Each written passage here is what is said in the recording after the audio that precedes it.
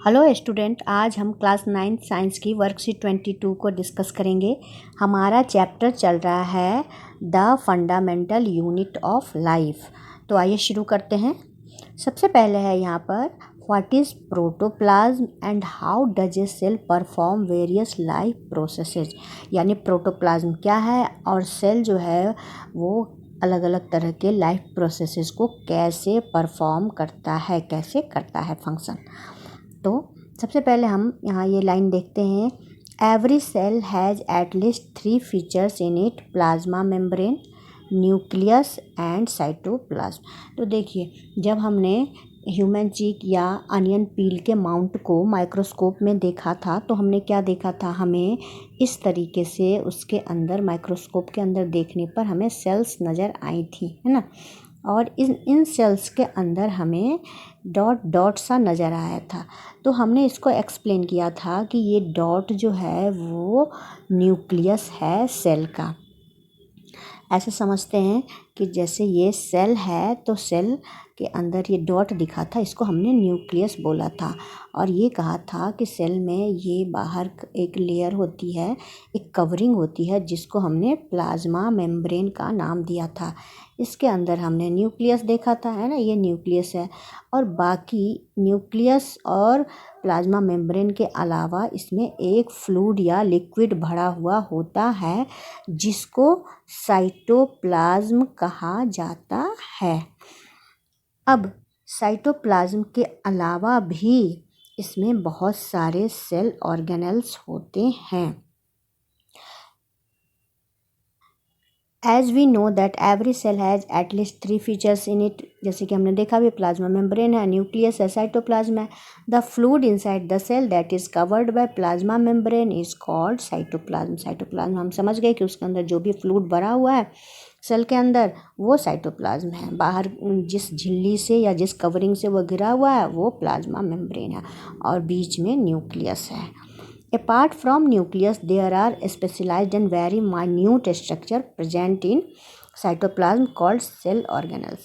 अब क्या है, इनके अलावा, इन 3 स्ट्रक्चर के अलावा भी बहुत सारे माइन्यूट मतलब बहुत छोटे, तो बहुत सारे माइन्यूट स्ट्रक्चर इसके अंदर होते हैं जिसको सेल ऑर्गेनेल्स कहते हैं। The main cell organelles present in eukaryotic cell अब जो यूकैरियोटिक सेल हैं, प्रोकैरियोटिक और यूकैरियोटिक हमने पहले पढ़ लिया था कि प्रोकैरियोटिक सेल्स होते हैं वो प्रिमिटिव टाइप के होते हैं, पुराने तरह के होते हैं, जिसमें बहुत थोड़े से सेल ऑर्गेनेल्स होते हैं और उसमें न्यूक्लियस भी वेल डिफाइन नहीं होता है। लेकिन यूकैरियोटिक जो, जैसे कि ह्यूमन बीइंग हमारे में भी यूकैरियोटिक सेल है, तो इनमें सब कुछ वेल डिफाइन होता है। अब देखिए इनमें क्या क्या सेल के ऑर्गेनल्स क्या क्या होते हैं, एंडोप्लाज्मिक रेटिकुलम, गोल्जी एपैरेटस या गोल्जी बॉडी जिसको बोलते हैं, लाइसोसोम, प्लास्टिड्स, वैक्यूल्स, माइटोकॉन्ड्रिया, है ना, ये सारे सेल ऑर्गेनल्स होते हैं। प्लास्टिड्स जो होता है वो एनिमल सेल में नहीं होता लेकिन प्लांट सेल में होता है, जिसकी वजह से इसमें क्लोरोफिल होता है, जिसकी वजह से पौधे का रंग हरा होता है।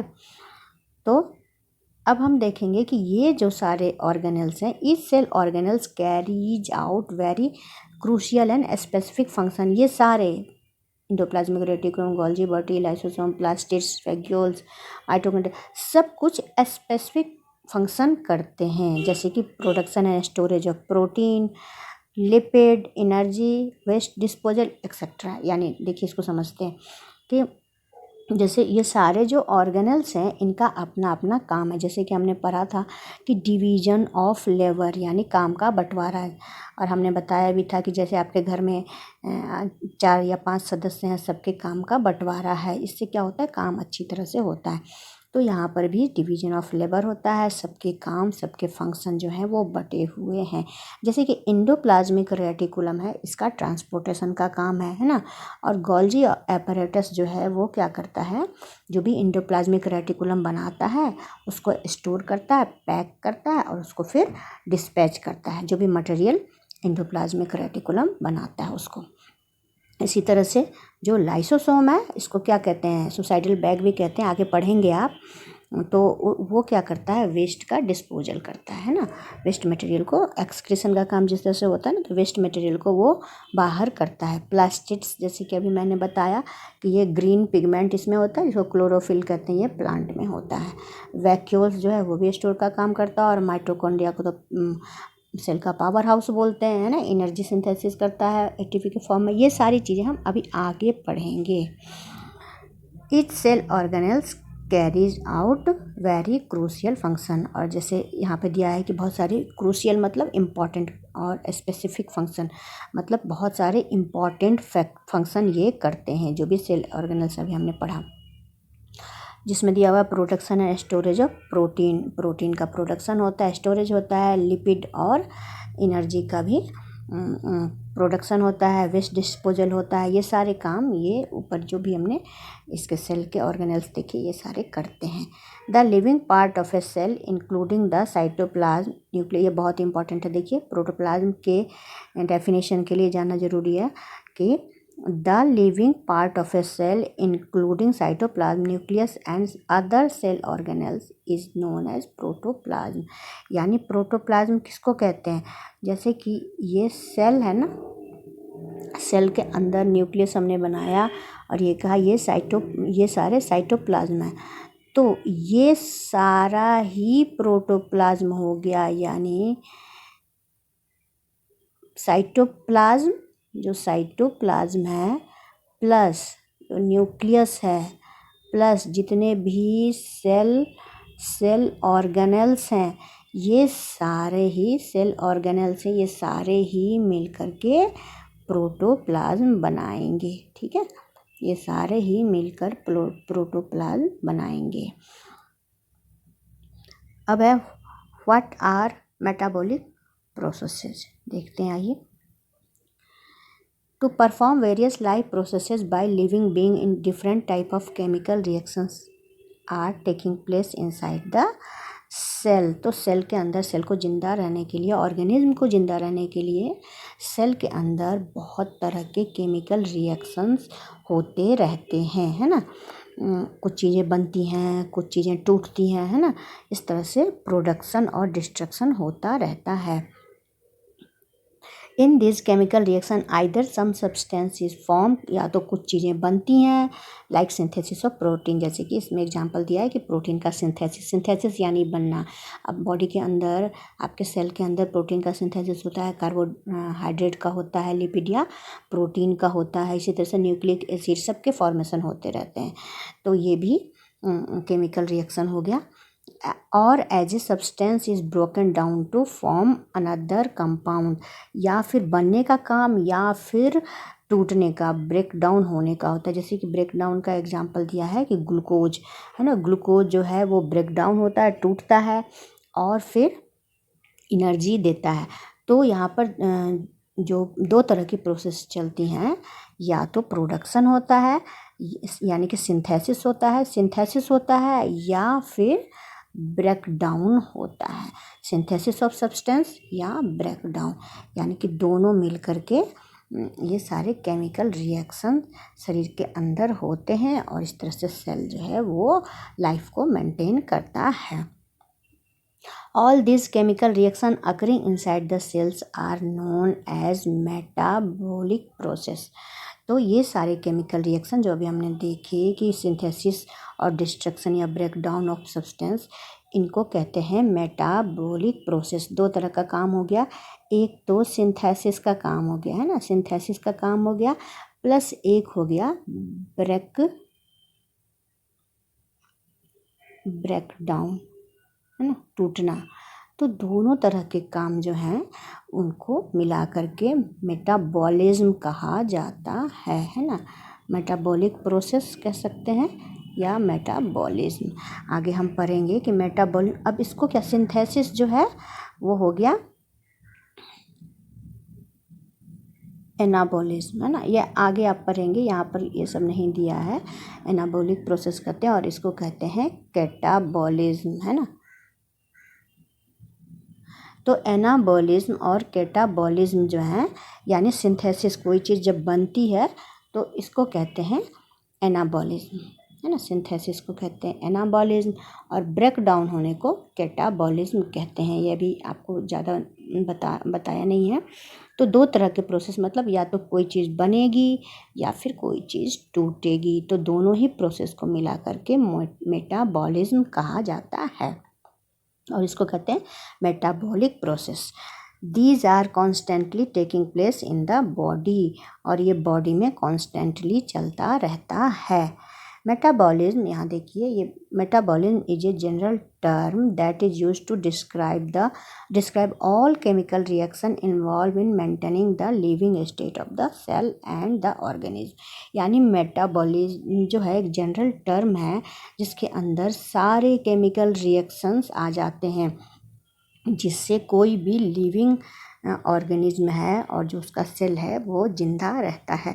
मतलब सेल को ज़िंदा रहने के लिए बहुत सारे केमिकल रिएक्शन करने पड़ते हैं। कुछ डिस्ट्रॉय होता है, यानी कुछ ब्रेक डाउन होता है सब्सटेंस, कुछ सब्सटेंस बनता है।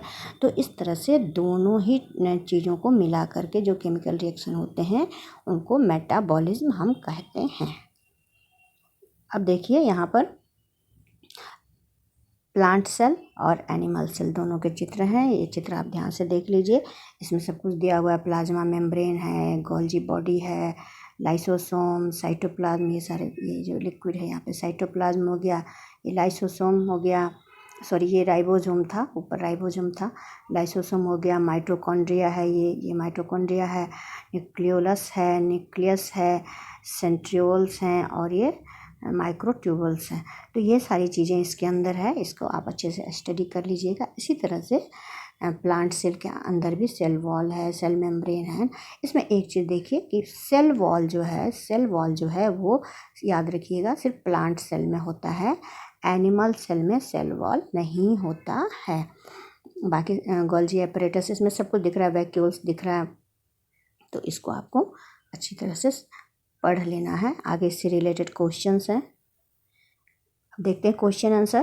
पहला ही क्वेश्चन आपका इससे रिलेटेड है, draw a neat diagram of plant and animal cell and लेवल इट्स इंपॉर्टेंट सेल ऑर्गेनल्स। तो आप अपनी बुक में भी इसको देखिएगा और दोनों के चित्र बनाने हैं, प्लांट सेल के, एनिमल सेल के साफ साफ चित्र बनाने हैं और चित्र बनाकर इनके जो भी स्ट्रक्चर इनके अंदर दिखाई दे रहा है उनके नाम लिखने हैं। सेकंड है what our metabolic processes, give one example. तो ये भी आपको ऊपर दिया हुआ है, आप इसको लिख देंगे। ऑल दीज हटा देंगे आप, है ना। All chemical reactions occurring inside the cells are known as metabolic process. और इसका एग्जाम्पल दे दीजिए कोई भी, जैसे कि सिंथेसिस ऑफ प्रोटीन दे देना आपको, है ना, और एक दे दीजिए ब्रेक डाउन ऑफ ग्लूकोज। दोनों ही मेटाबॉलिक प्रोसेसेस के अंदर आते हैं, तो दो दे दीजिए, एक ये और एक ये। एक एग्जाम्पल है तो एक ही दे दीजिए, एक ही एग्जाम्पल मांग रहा है तो एक दे दीजिए कोई भी। Differentiate between plant and animal cell, plant और एनिमल सेल बना हुआ है यहीं आप देख रहे हैं, तो इसको डिफ्रेंशिएट करना है। तो 2-3 पॉइंट मैं बोल देती हूँ। जैसे कि प्लांट सेल के बारे में हम लिखेंगे, plant cells are larger in size. Plant cell जो होते हैं ये एनिमल सेल से थोड़े से बड़े होते हैं, तो plant cells are larger in size and animal cells are smaller in size. उसके बाद दूसरा जो अभी मैंने पॉइंट बोला था सेल वॉल वाला, तो उसको लिख देंगे, cell wall is present in plant cell. Plant cell में सेल वॉल, ये आपको दिख रहा है ना, सेल मोटी जो दीवार जैसी स्ट्रक्चर दिख रही है वो सेल वॉल है। तो cell wall is present in plant cell but in animal cell wall is absent.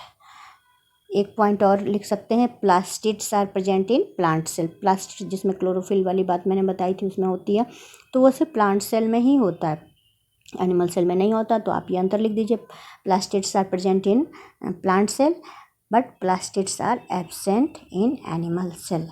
इसके अलावा एक चीज़ और है, वैक्यूल्स। देखिए ये जैसे इसको ये वैक्यूल है, कितना बड़ा है ना, बहुत ही बड़े साइज का है। तो और इसमें भी एनिमल सेल में भी वैक्यूल होता है, लेकिन काफ़ी छोटे होते हैं और परमानेंट भी नहीं होते। तो आप इसका एक लिख दीजिए, vacuoles are large and permanent. ये आप प्लांट सेल में लिख दीजिए। कि वैक्यूल्स बड़े होते हैं और परमानेंट होते हैं। Vacuoles are smaller and temporary, आप ये एनिमल सेल में लिख दीजिए। इस तरह से दोनों के कई सारे पॉइंट मैंने बताए, इनमें से जो आपको सही लगे आप लिख दीजिए।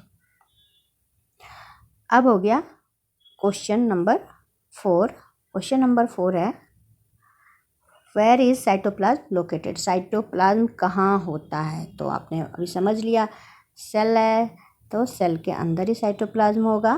तो आप लीजिए, आप यहाँ लिख दीजिए cytoplasm is located inside the cell. यहाँ भी आपको लिखा हुआ है, ऊपर ही लिखा हुआ है, देखिए साइटोप्लाज्म का है ना जिक्र, ये रहा आपका साइटोप्लाज्म। तो inside the cell, cytoplasm is inside the cell. इस तरह से हम लिख देंगे cytoplasm is located inside the cell, ये लिख देंगे। इस तरह से आपके क्वेश्चन आंसर फिनिश हुए और मुझे आशा है आपको ये वर्कशीट अच्छी तरह से समझ में आ गई होगी। अगर अच्छी तरह से समझ में आई है तो अपने फ्रेंड्स के साथ इसको ज़रूर शेयर करें। धन्यवाद।